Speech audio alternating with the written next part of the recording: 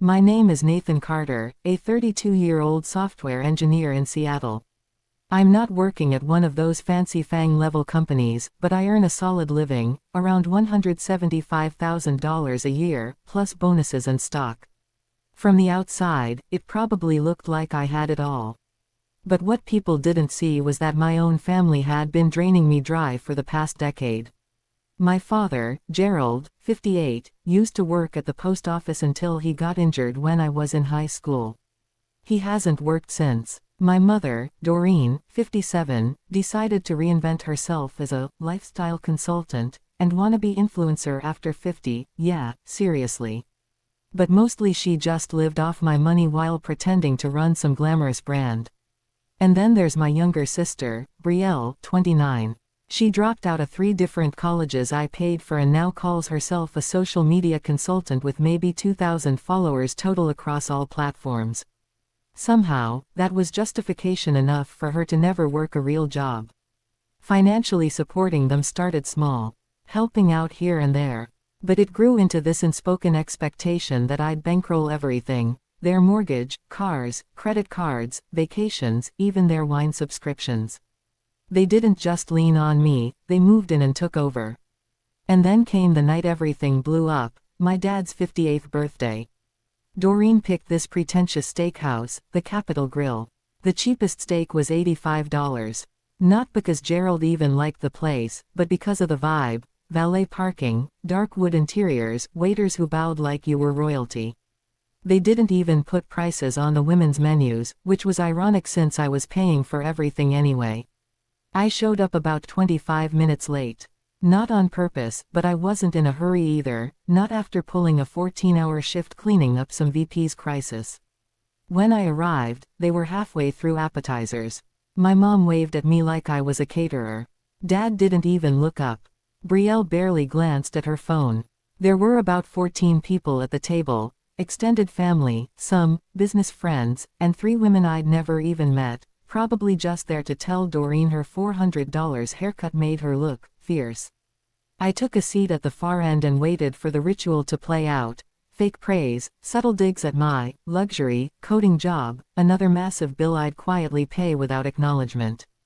But this time was different. Doreen stood and clinked her glass. I expected some cheesy toast. Instead, she said, "To a new beginning. Starting today, we are no longer a family." There was actual applause. My cousin Trevor even muttered, "About time." Gerald sat there smug, as if this was all rehearsed. Something in me broke. I let out a hollow laugh, the kind that bubbles up when everything's so surreal you don't even know how to react. I pulled the keys to their $78,000 Tesla from my pocket and dropped them on the table. "Then I guess you won't need this." Their faces froze. Then I pulled out my phone, logged into the joint trust account I'd set up for them, the one that paid the $4,200 monthly mortgage, Betrayal's $2,800 downtown loft, and their maxed-out credit cards, and closed it. Zeroed everything. Done. The table went dead silent. Betrayal finally blurted, "That's it." "Yeah," I said. "That's it. You can't do this," Gerald stammered, suddenly emotional. "We're your family." "Not anymore," I replied. "You said so yourself, starting today." I looked around. "Dinner's on them tonight. Enjoy." And I walked out. 30 minutes later, I found Betrayal hiding behind some restaurant curtain, screaming into her phone. "You're ruining my career," she shrieked. "What career?" I asked. "You haven't posted a sponsored ad in 8 months." She called me cruel. I walked away. I booked myself into a $500 per night hotel and left. My phone on silent. When I turned it on at 2 a.m., I had 23 missed calls, 11 from Betrayal, 6 from Doreen, the rest from random relatives who hadn't called in years but suddenly remembered I existed. I didn't answer any of them. The next morning, my Aunt Sharon showed up at my door with a casserole and a guilty conscience. "I heard what happened," she said. "Can I come in?" She admitted Doreen and Gerald had been planning that dinner stunt for weeks, calling relatives, framing it as some courageous act of cutting out the toxic one. They thought I'd storm off. They didn't expect me to cut off the money. They didn't think I'd stop playing the game. 2 days later, I was served with papers at my job. They were suing me. For elder financial abuse. The claim that I coerced them into dependency and used money to control them. They were demanding $840,000 in damages. Betrayal even emailed my company claiming harassment, attaching screenshots of completely normal texts like, "Hey, don't forget the insurance is due." I thought I was done for. But then my boss pulled me into his office, showed me her email, and said, "You okay? My brother did this to me too. Take whatever time you need." That same day, my cousin Leo, a paralegal at a big firm, called me.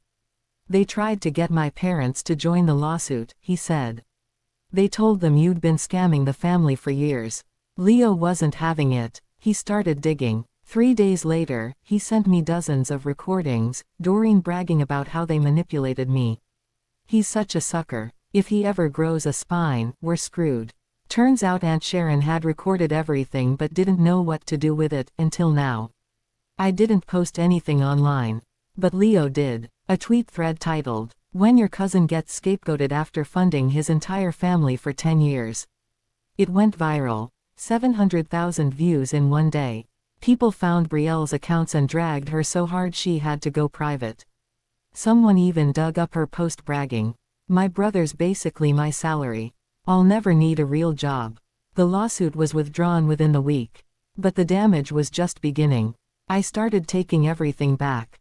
I repossessed the Tesla, canceled the $380 family phone plan. Betrayal lost access to all her social media tied to that number.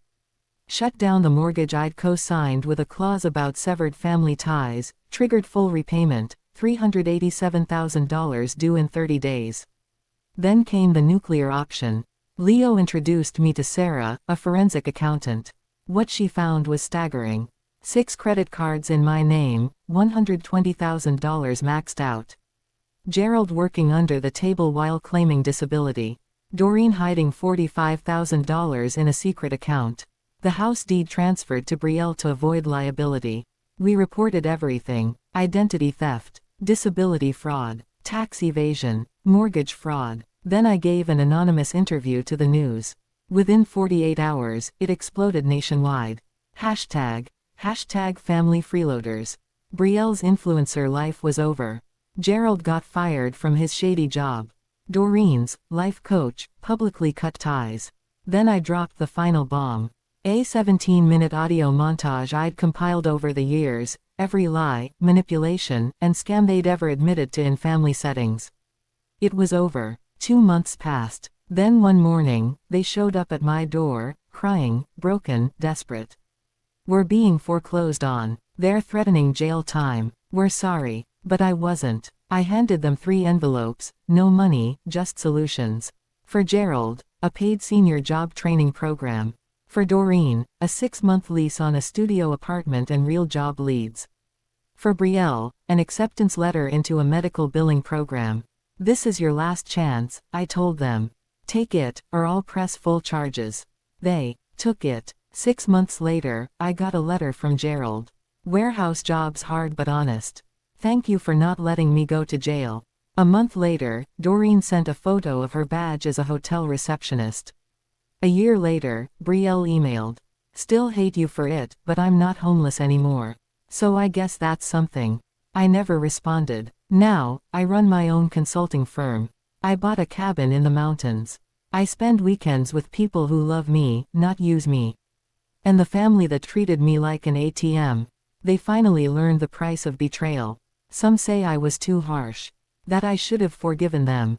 To those people I say, they had 10 years of second chances. If you still think I should have kept paying, go ahead, send them your money. I'm done.